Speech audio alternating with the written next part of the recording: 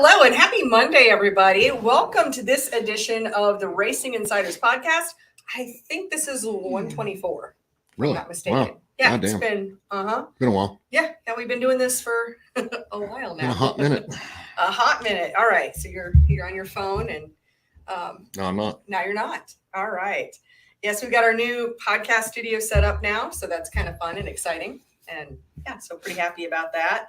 So we're not quite as backlit. Pippi looks like he's joining us. He blends in with the table here. It's camo cat. There he goes. All right. Yeah, that's right. We got like the whole podcasty looking thing going on here. Yeah, we do. Yeah, we do. It's pretty Kind of fun. Make sure everybody can hear. Yeah, microphone's on, so that's always good. And if you're here, go ahead and drop in a comment, say hi. If you have any questions, and definitely let us know. I see we've got a couple of right here. Good. So we're going to say hi to some folks. Of course, I'm Kate Dillon from Crate Insider and from the Cars Racing Show. And do you want to introduce yourself, Steve? I'm just Steve from Hendren Racing Engines, and that's all I've got. I know. I'm always starting something new. I can't help it. I mean, it's an obsession. I'm too lazy to do any more than that. Okay, well, are you being a truther right now? Yeah, pretty much. Yeah. No, you found the lifestyle that you like, and I like to just always be trying new things, like camera angle 2. What? Okay, all right, that was fun. Camera angle 1's better. It is way better. Yeah, but I'll work on that. I look skinnier in camera angle 1. Ooh, yeah, I kind of do with all the noisy background. Right. I just that works. So tell us. I mean, drop in a comment. Let us know what you think about our new set here. Actually, it's old but new again. It's old but new. Yeah. Yeah, it's not really old, but it's like we never used it. We never used it on the podcast. I bought it so that when we had our first booth at the Cars Racing Show for Crate Insider. You know what I'm going to do? I'm going to open this door a little bit more so your cat might be able to get out. Oh, I can do that. I can do that. You're closer. Yeah, I'm closer, and I won't trip over a cord. Right, so there we go. Okay. Yes. So I wasn't planning on tripping over the cord, but yeah. Because if you can see the background here, it's a little like. Oh, yeah. It looks nicer in the front of the camera. Yeah. But all of this is a mess because you got cameras and cords and oh my. Yeah. All right. Hey, you know what? We got some great questions here. And actually we had some submissions. Fucking that again. Damn it. Okay. Right, go ahead. We also do we need to bring the bug fan over here too? No, go ahead. Okay. We had some submissions by email, so I'll get to those too. But it looks like I see Scott's here. He says hi from California. Glad he's surviving California. Yep. And David has a question. He says, kind of off topic, but can you run hydraulic lifters on a solid cam? I wouldn't suggest doing that. What I can tell you for a fact is you can go the opposite way, for sure. Because we actually tested long time ago, like a long time ago, when we were testing like 604, like bleed down on lifters and everything. We took my motor in my car and we put lifters that we knew had a high bleed down rate in the engine, dynoed it, pulled the intake, put lifters that we knew that we had tested that didn't, and then dynoed it, got a result there. And then we took actually solid lifters and put in and dynoed it and got a result there. And the difference between ones that don't bleed down versus ones that do was like 0. So, I mean, between the solid and the ones that don't bleed down. Sorry. Okay. So what was the best choice in that particular option? Well, I mean, you've got one choice to be legal. We just did that to test out the whole theory of the bleed down rate and everything else. Okay. On a hydraulic cam. But yeah, I would not go the opposite direction. So no for hydraulic lifters on a solid cam, right, but possibly for solid lifters on a hydraulic cam. Yeah, I mean, the ramp speed on a solid cam is like tremendous. So I would not be running hydraulics on that. Good to know. David also has another question. He says he's got a 602 crate, a 650 Holley. What is better, a 1-inch spacer or 1-inch and a 1/4-inch gasket? Are there any major gains? So what we found on the 602s with the 650 generally is going to be the 1-inch just with the center divider. in a few scenarios, some stuff we've experimented around, like, spacer plates we've had made specifically to test. There's been, a little bit of improvement here and there, but generally it's on like 600s rather than 650s. There's no improvement that I've seen with anything more than, like what's legal in most places, which is like the 80,000 gaskets. Great. And let's see, we got some folks here. So Jeremy's here saying howdy, and Cameron's here. Thumbs up, and sorry, I can't read the little emoticon or emojis that small. Scott really likes the new studio. That means a lot coming from an artist. Scott's an artist and does some amazing ones, amazing paintings. All right, Scott has a question. He says, what's the best axle for a winter's quick change? Gosh, there's so many different opinions on this one. So I can tell you, I mean, like on my son's crate stuff, we've got 2 different sets of axles. Both, I believe, are made by DRP. No, you have some Strange. We have Strange and we have DRP. We've got solids and we've got like the twisty ones. So we'll actually change those, per track condition on what we want to use. Yeah, and that's really such an amazing concept too. Like with the Strange axles, how it's been explained to me is that you get all this wind up so that it twists, so that way when it's ready to be sprung, it's like all this unsprung weight. It is that then just like launches you forward. So really an interesting concept. Yeah, we'll run those normally in the slick. Okay. Or I mean, there's different scenarios where we'll run those. I'm not familiar 100% with all that, but my brother and my son are. Yeah. Per our shop guy. Yeah. So. Gotcha. And Mike's here. He says, how often should valves be adjusted on a 602? Honestly, there's no reason to adjust them if they're adjusted right, because it's a hydraulic lifter. So if they're adjusted correctly, I mean, when you change springs, then you probably need to adjust them. But even then, if you're not like confident in, adjusting valves, then what I normally recommend guys do is, make sure when you pull the adjuster nut off, if that center set screw doesn't move and you keep everything in line, you can put it right back to where it was. So smart plan. I see Terry's here from Princeton, West Virginia. And from our friends at ProFab, I see we have a question here. It says, do you guys sell polished rocker balls or rated rockers? Just asking for a friend. My job is to ask these questions with a straight face. Mine is not. I'm going to say, you know what? We do not rip off our customers. This morning, we sold out by noon. Yeah. No more. I don't have any more polished rocker balls. No, so. We do not rip off our customers. No, we don't. We do not. Sounds great. I mean, it's a great marketing scheme. In theory, yeah. All right, so we have a couple more. The questions that came in from email, I want to hit those before we get too far on the list here. So this is from Rich. Oh, what you got? Speaking of ProFab. Okay. Like I posted a thing the other day, like apparently it was the 3-year anniversary of us doing the anti-reversion mufflers that we produce and all that stuff. So I was like, oh, woohoo. 3 years of dominating the header market. So wonderful. And for anybody who's looking for 604 or 602 stainless steel headers, I have them in stock. So just for dirt lay models, just letting y'all know. Yep. And for anybody who's listening to us later, if you want to catch us live, we go live on Monday nights, 7 p.m. Eastern on both Facebook and YouTube on the Crate Insider channels. I mean, anybody who's here live already knows where that's happening. But, or if you can't catch the show, if you're watching us live or not, and you're catching us on YouTube. But if you like listening to podcasts, just going down the road, a lot of truck drivers like podcasts. A lot of people who ride in cars, have commutes. Listening to podcasts, we don't do a lot of demonstrating other than drinking adult beverages. Bunch of blabbering. Yeah. Usually. Yeah, exactly. What adult beverage are you drinking this evening? Basic Bitch Ultra. Basic Bitch Ultra. Hey. Yeah, I'm sure that's really helping us get the Michelob Ultra sponsorship there. Hi, I'm a basic bitch. I drink Ultra. I don't think we're going to score that. No, I'm pretty sure we're not. We've never tried, but yeah. And I'm drinking red wine. So nothing too fancy. Pinot Noir.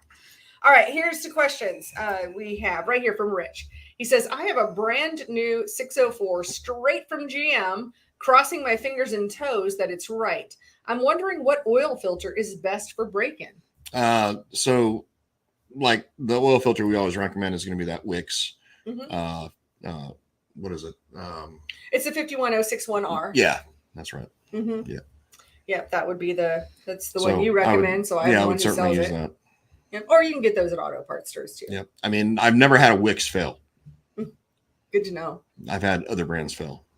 Well, and the other important thing about that particular one is the whole anti-drain back valve situation, because you don't want one that has that equipped. Correct. I actually have a video talking about that, but and if you got one straight from GM, you want to plug that bypass as well. So in other words, the oil is always running through the filter rather than on cold startup where it bypasses the filter. Oh, good to know. Also, another question from Rich. He says, I'm also wondering which type of distributor gear is preferred, bronze or steel? Bronze, 100%, or melanized. Steel, I would not recommend. Great. So that was the answers there. And I'm sure that'll help some other folks out there that have these same questions. These are very common questions. Yeah.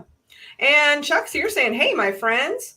And David's like, hey, how long do you need to go through my 604? Right now we're about 3.5 weeks, maybe 4 weeks behind.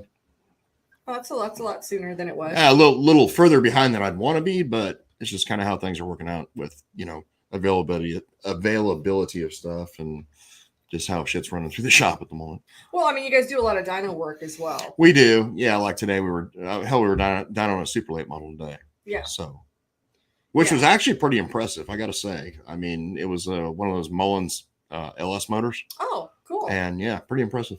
Yeah. Be nice to get Chad on the show. Yeah. I mean, it's not, this isn't the Crate Insider show. This is the Racing Insiders podcast. Right. So we can bring on whoever we want to bring on. That's racing. No, it was actually a pretty impressive motor. So cool. Yeah. Cool. So call out to Chad. Chad wants to join us. And that'd be kind of fun. Chuck has a comment for you, Steve. He says you ain't right unless you are drinking Bud Light. I do drink Bud Light.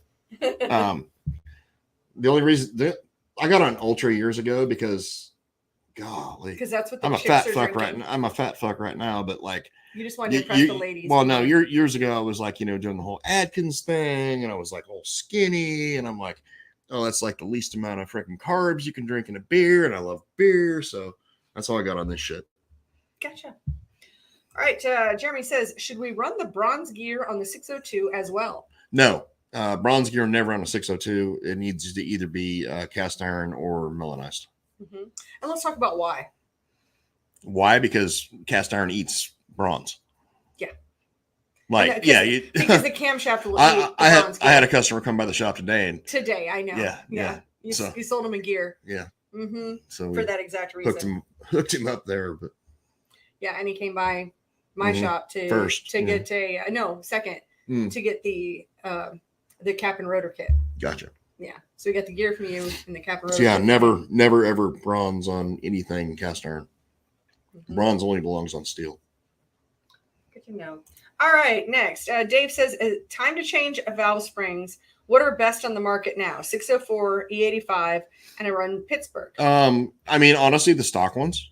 Yeah. I mean, I know you sell both. You sell stock ones and the rated ones. Well, the only reason why we do the rated ones, because a lot of people think they need them. I know. Well, because if we don't, then and we're not trying to scam anybody. Anybody who calls, I say, honestly, you're just as fine just getting the one stock, because they really are pretty close. We're not seeing. Yeah. We see really big differences in boxes of 602 springs. Yes. If I was to open up one box, I could have 10 pounds between one spring and the next. And there's ones that don't belong on a race car. Yeah. 604, the beehives, we don't have any issues. Yeah, the newest generation. The newest generation of spring. I tell my customers, buy them, throw them on there. Yeah. I mean, just buy them from the factory. I mean, just out of the box from GM. And we sell those. And the only reason why we sell the matched ones is that people just want them. Yeah, people want that extra certainty, and I like to avoid unnecessary phone calls. Right. So no, what I'm saying is just that spring is that GM spring right now, which is, I believe, made by Pack. I'm not 100% sure, but we now have an actual professional spring manufacturer making springs for 604s. They're nice. They're so nice not Hencho in Mexico. Yeah, those are the 602 springs. Yeah. The 602 springs. Exactly. We take them out of all the little baggies and say made in Mexico. Yeah. The product in Mexico, product in Mexico. It's really fun when you, yeah. Anyway, Clint has a question. He says, how often do you replace your Walker air filter? Do they go bad? What should you look for? Honestly, I've never had one. I've never had one go bad. I mean, we like on our stuff with my kid. I think we got like 3 of them, and we just cycle them out week to week. Yeah. So, clean it, oil it, leave it for the next week, and, just keep cycling them through like that. I mean, you can have 2. I'd recommend having 2, honestly. So that you've got a week for it to dry. Yeah, correct. And then oil properly and everything else. But I think we got the same. One of those is one we've had for 4 years now. Yeah, since he started racing. Since he started racing, so I've not seen one go bad. So it's a synthetic element. So I'm sure that has something to do with the longevity of it. That's good to know. Yeah. I mean, I still sell a bunch of them. I mean, at some point I was like, doesn't everybody have these already? Yeah, I mean, if it's clean and oiled properly, I mean, those things will go forever. Yeah. Well, and I mean, I guess if you laid it out in the sun, I'm sure that urethane could degrade. I'm sure there's a way of ruining one. I have not found the way of doing it. But I mean, with proper maintenance, right, it's going to stay pretty good. Correct. So as long as that urethane seal keeps that softness, so that it's pliable and creates a really good seal. Yeah, I would think that would go away before the element one. Yeah, I would think that'd be the failure point. Yeah, exactly. Yeah, unless you got to rock through the. Well, obviously, filter, I mean, but that's going to be, and they get that like rooster tailing where there's like the dirt that comes through. So good question. We don't really have a good answer other than not very often. Yeah, I haven't replaced one yet. Mm-hmm. Yeah. All right. So here is another question. Cameron says, speaking of air filters, what's the best way to clean your air filter? Not using an air gun. So like the way we're cleaning, like our walkers and stuff, we're cleaning soap and water, essentially. I mean, Walker sells you might even sell that still. I don't know. The air filter cleaning kit? Yeah, they have an air filter cleaning kit. I mean, we just clean ours in soap and water. God, I don't know if the guys blow it out or not, to be honest with you. Not sure. One thing that's really I think they might hit it with about 10 pounds of air just to get the big water out of it, and then they just let it dry for a whole week. Yeah. Yeah. Yeah, that makes the most sense. I mean, the things to know, never try to do it with a pressure washer. Yeah. Work from the inside to the outside. Mm-hmm. Oh, no. I mean, I've gotten these calls. Yeah. So work from the inside to the outside rather than the outside to the inside, and don't use a pressure washer. That's bad. Correct. So those are the important parts. Yeah, but I mean, some guys use like simple green. Those cleaners. I mean, just like a faucet hose. I mean, I see Alex cleaning his all the time, like faucet hose and it's not a pressure washing thing. It's just the little thing you click and it increases the pressure over what. Oh, like it's just like a spray nozzle. The spray nozzle. Yeah, the spray nozzle on the hose. Spray nozzle. Back to front. Right. And I mean, that's basically it. Yeah, like that. And in soap and water, and I mean, the filter is going to come out white. Yeah. If it's cleaned properly, and then once you oil it, obviously it's blue again. So. Yeah, maybe another use. Like your mouse color blue. Yeah, maybe that's another usage for your Dawn dishwashing soap that you're putting in the air radiator. I believe actually that's what he uses. Well, it makes sense. It's funny. We used a bunch of different because Dawn gets oil off of things and everything else. If you can get it off of little Alaskan birds, of course it can get oil off of a radiator. Correct. And it's super cheap. Air filter. Yeah, exactly. Sorry. Yeah, air filter. Okay. Chuck says, okay, so listen to y'all on my way home about 604 valve springs. My motor is older and never has been updated to beehives. So you can buy factory springs for 604. And are there any performance gains by going to beehives? Absolutely. There's a performance gain in the sense that the beehives don't go into valve float as soon as the old style spring. So that being said, I don't know if you consider it a performance gain since we're still only turning them like 68 to 69, but it's going to be a longevity gain. And yes, you can buy the conversion kits for that still, I believe. I haven't sold them in years. Yeah, I know. But I mean, they still exist. I know they exist, and you can buy the conversion kits. So if you have not upgraded to that, that would be something I'd highly recommend, because everything the conversion kit's going to be, rather than stamped steel components, meaning the keepers, the retainers, and the spring seat, those parts are now chromoly, and then the spring is just far superior to the old style. Well, and depending on exactly what year your engine is, you may also need to replace the rocker arms as well. That's the other thing you have to look at. I believe it's anything. I believe it's like 2017.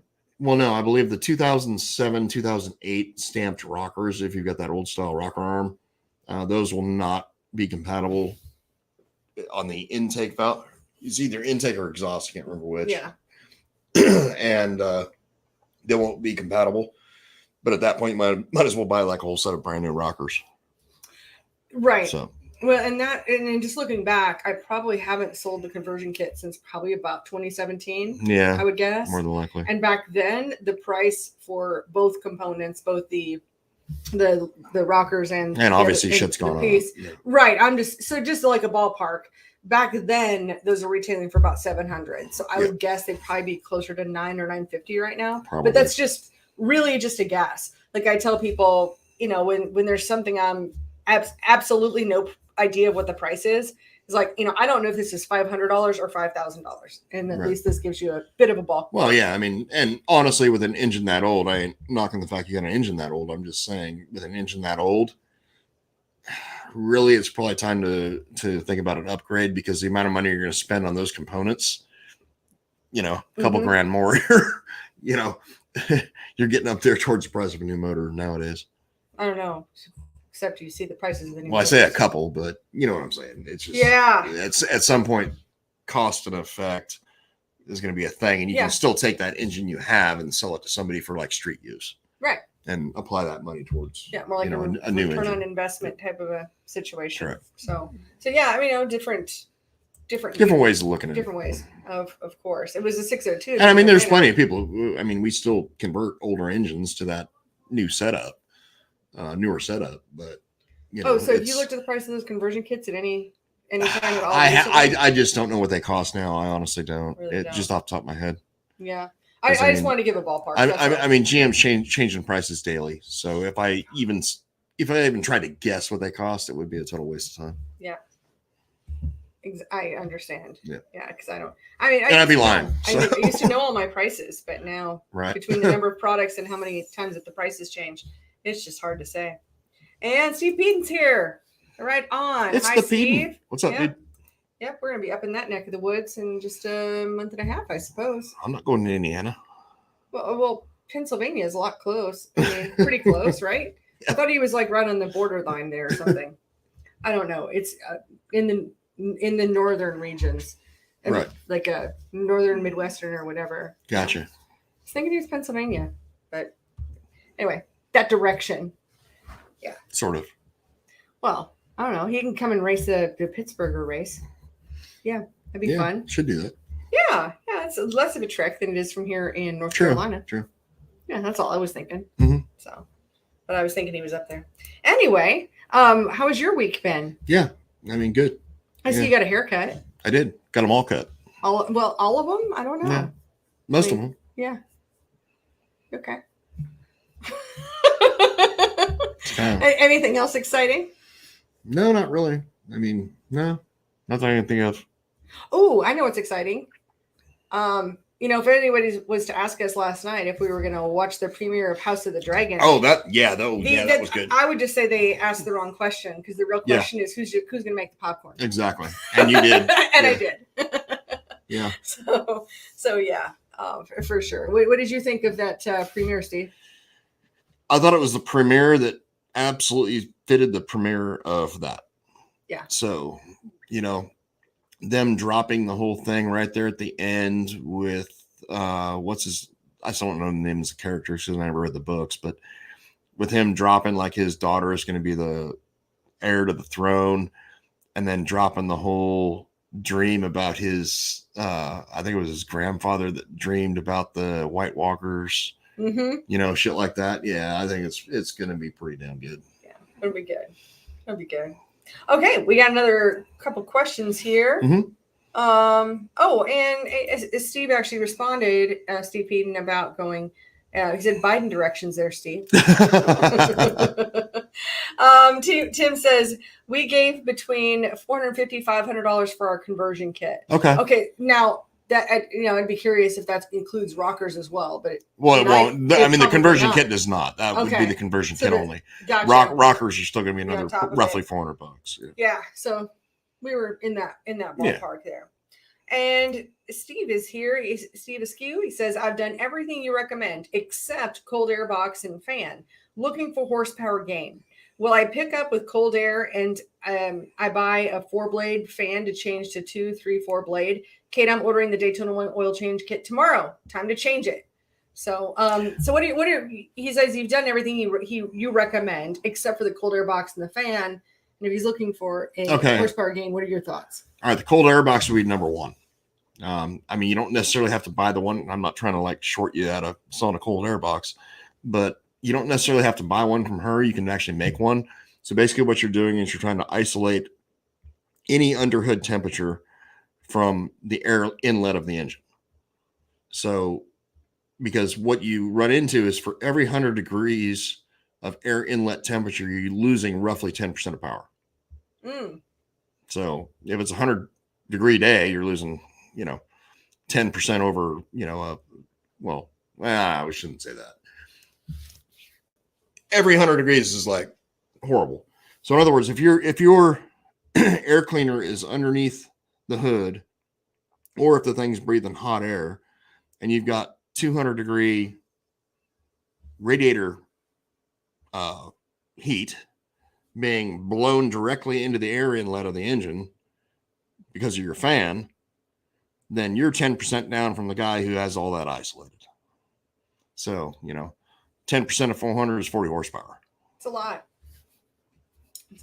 And I can prove that time and time again on a chassis dyno. We do it all the time. Mm-hmm. And it's a real deal. So that would be the number one thing to do. Number two would be the fan blade. If you can switch from 2, 3, 4, if you can get away with running 2, obviously that's better. 3 is second best, 4 is, third best. Any more than that, you're killing yourself. Yeah, and you can fabricate, absolutely fabricate a cold air box. Yeah. The reason I sell cold air boxes and fan shrouds is because people do not like to make them. Some people are not fabricators. So, I'm just saying. They don't like them. I mean, your brother is a master fabricator. Right. He absolutely hates making fan shrouds. Right. And that's just for your car. It's not like he sells them commercially or anything. No, but he still makes them. Yeah, he makes it, but he hates it. I know. At least that's what he said anyway. Right. So, yeah, it works far. Oh, Bill Pink is here from Bill Pink Carburetors. Yeah, hey, Bill. Hey, Bill. And popcorn sounds good. It was actually really tasty. Yeah, hey, I don't. We had popcorn salt and all sorts of cool shit. Yeah. And we had about 3 or 4 people with us watching, and we made this whole Sunday night little party thing, and I bring over 2 giant bowls of popcorn. They're like, "Oh, that's way too much popcorn." No, it was all gone. No, we all know what we're doing for the next 9 weeks. Yes, on Sunday at least. Not the podcast. So we were watching House of the Dragon. Yes, nice. Oh, James likes our background, so cool. Thank you. Got this whole little victory. It's like your background, not mine, but it is. I designed it. I know. Yeah. I mean, I found a picture on the internet. Yeah, well, had it made into a thing, but figured it would tell the story that this is erasing something. No, absolutely. Mm-hmm. Yep. I mean, nothing's better than checkered flags. Yeah, it's so universal. It's so universal racing. Can't go wrong with that. Exactly. And being that it's waving, it's not creating weird little optical illusions. No. I have this checkered flag fabric, and it's really small. And so I use that to wrap something on my foam boards at work. And I would look over, and it would almost make me dizzy because it's just too small. Yeah. So now I've got stuff pinned all over the top of it. But gotcha. Yeah, it's a little bit tough. All right.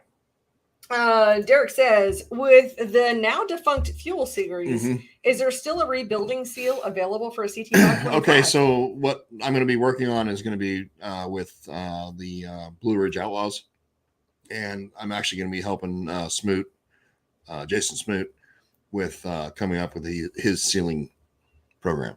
Great. So hasn't happened yet, but yeah, that will be a sealed. I mean, obviously that's a legit series. So, hopefully people will accept that seal when it comes to rebuilding them. Well, you've stayed really true to form as far as the components that are going into it. Oh, absolutely. And not going, too far off. I mean, the idea, the fuel series sealed engines, if they were not just a factory rebuild, we were allowed to change connecting rods, pistons, and oil pump in those engines, which were the three main failure points of those motors. Right. So none of that was designed to increase power. It was designed to increase longevity of the engine. Yeah, and actually, I have a video with Don Blackshear talking about that very fact. And at some point, which will be the same goal as far as rebuild stuff, I'm sure, with the Blue Ridge Outlaws. Absolutely, yeah, that makes sense. Yeah. So, I just want to go ahead and put something in here now for anybody who's listening. Make sure you mark your calendars. January 6th and 7th will be the Cars Racing Show in Hickory, North Carolina. Getting really excited, getting our exhibitors signed up with their booths. A lot of people are going to be in the same spots that they were. We might have some little bit of move around, but we're getting excited. We're coming up with some new ideas, and I'm really excited about that. So put it on your calendar. And back to the Blue Ridge thing. From my conversations, I think that they may go the direction of like 525s only in that series next year. And if they actually do that, that will be the only 525 series that I know of for late models anywhere in the country at the moment. Are you prematurely promoting? No, I'm not really promoting. I think it's common knowledge. Several people have been told about it. So it's not early promoting. It's I thought it was just kind of an idea on the table, and it hadn't been finalized yet. No. Well, I don't know if it has. I don't know. That's what I just said. No, you just said that next year they're going to that. I did not say they're going to that. I said they may be going to that.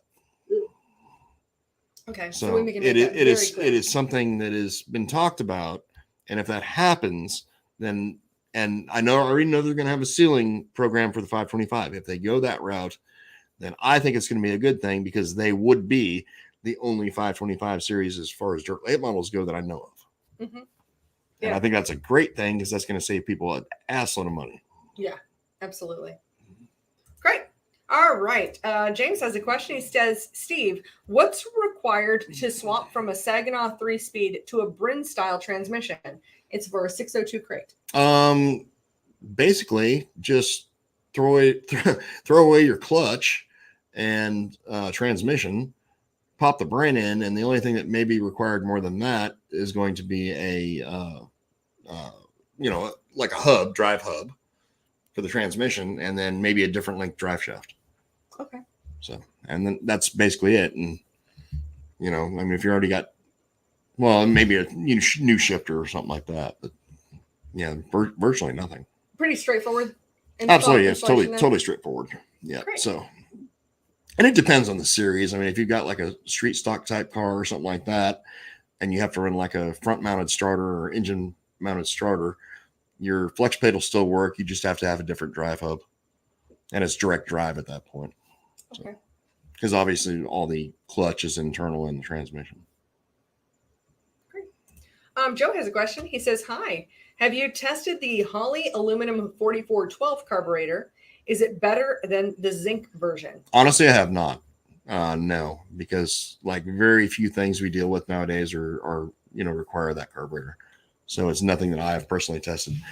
If Bill Pink's on here, that may be a great question for him, because I think he deals with a lot of that.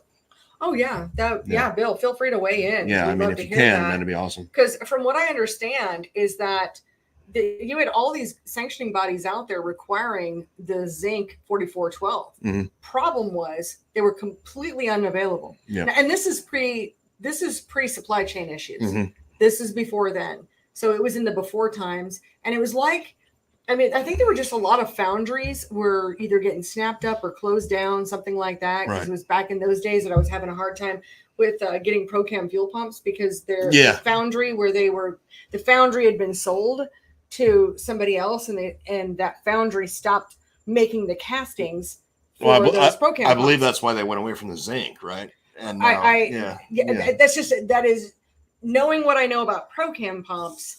would be my guess when it comes. This is completely a guess without knowing 100%, but that's my guess, is that casting became either just unavailable. Right. So they just didn't even change the part number. They just went to aluminum. Right.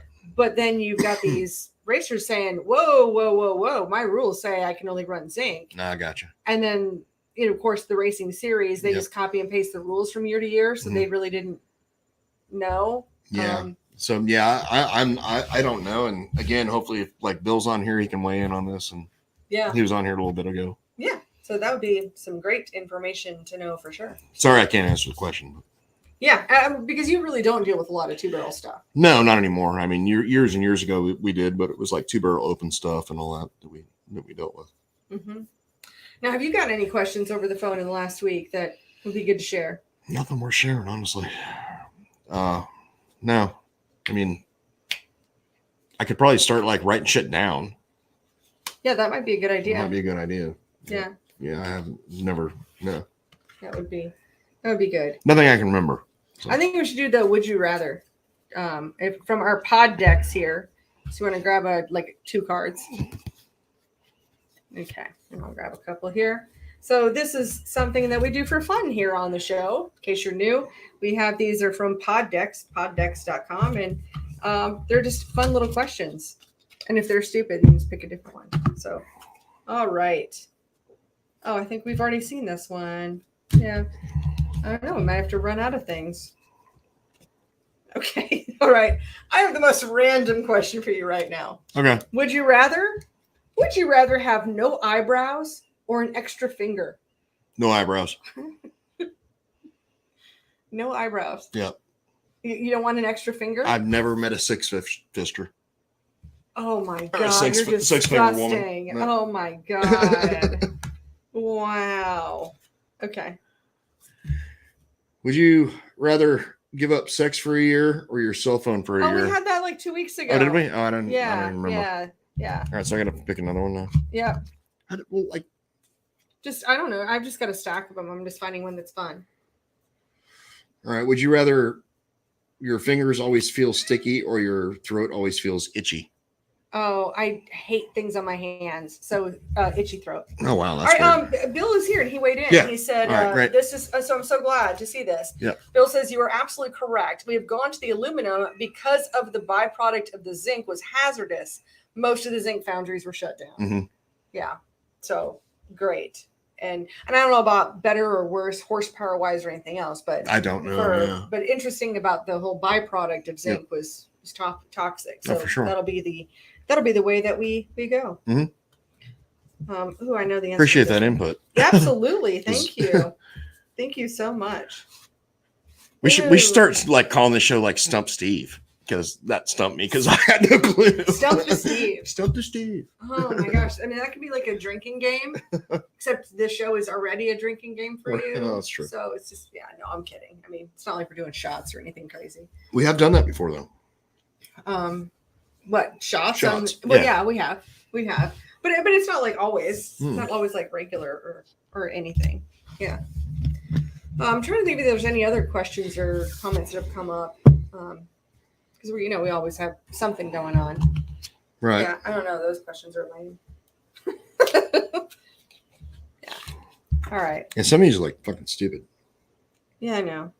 Oh, here's one, Steve. I already know this one. Yeah, we're gonna stop. You gotta read that though. No, yeah, right. Yeah, I know the answer. If you had to pick a new name for yourself, what would you pick? Clint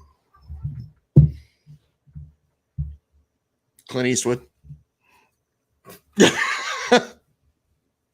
Are you sure? Are you sure you wouldn't be like Abraham Lincoln? No, I'm pretty sure. I'm pretty sure Clint Eastwood. Right? Yeah, I know. Okay, there we go. I'm not Liz Cheney, but yeah, I wasn't even what I was talking about. Oh, okay. Yeah. So what I gotta do one of these for you? I mean, I don't know. There's just pick one. Whatever. What are you doing, Pipsqueak? And Pippi is joining the show here today.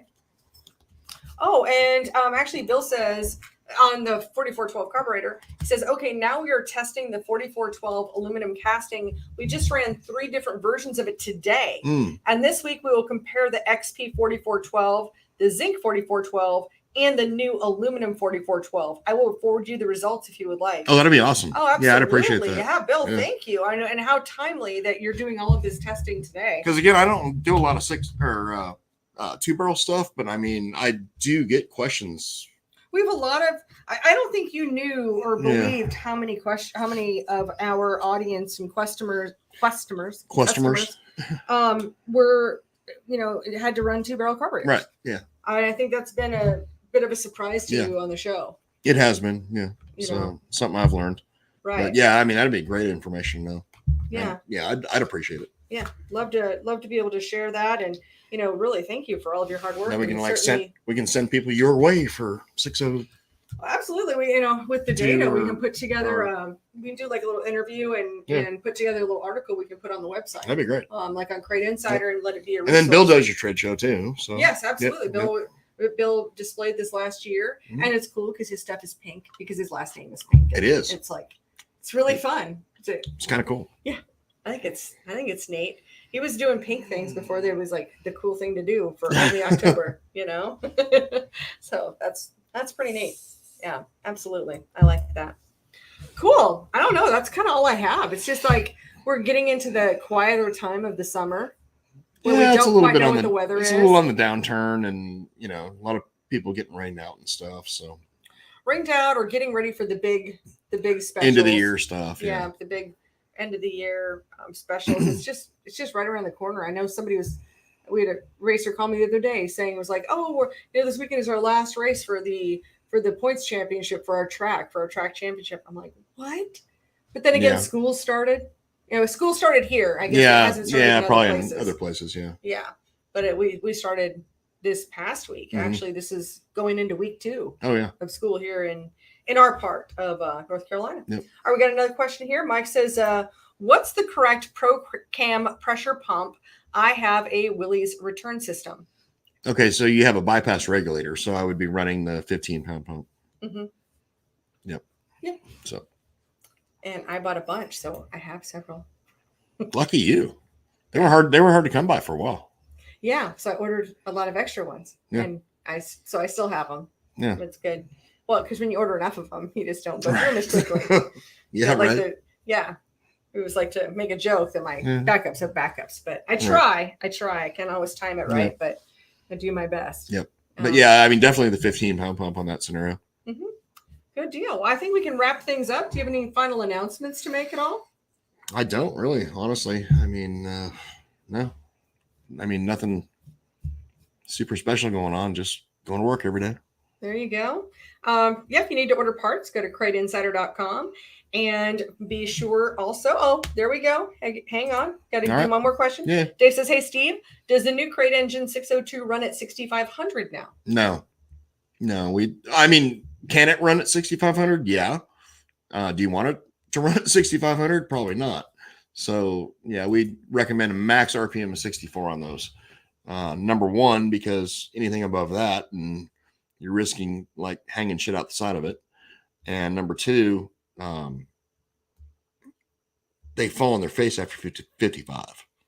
So, I mean, most of my customers running 602s and let's say dirt lamp models or street stocks, they're turning like 62 and winning races and winning an assload of races doing it that way. Yep. So, I mean, there's no reason to really turn the guts out of that thing, especially with the shitty valve springs and the shitty valve train and everything that they've still got going on in the 602. Well, it just is what it is. Yeah, it is what it is. I mean, it's self-limiting. I mean, it's the whole point of it. It's the whole point of crate racing. It's self-limiting. So you change one thing in the system and it's going to have a snowball effect. So great. My other announcement would be go to carsracingshow.com. You can kind of see the progress we're making, but save the date, January 6th and 7th. And by next week, I will also have a link for you guys to sign up for our email list to keep notified of the updates. If you're watching the show, do us a favor, share the show.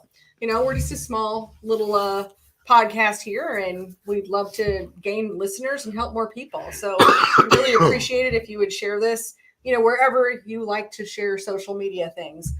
Racing Insiders Podcast. You can find us just racinginsiderspodcast.com will take you to a link to listen to all of our episodes. And of course, you can find us on any of the podcast players or on Facebook or YouTube on Crate Insider. So cool. That's all I got. Anything else for you, Steve? You can find me at my shop. That's basically it. Yeah, well, I'm everywhere. All right. Thanks, you guys, for joining us, and we'll see you guys next week. Later.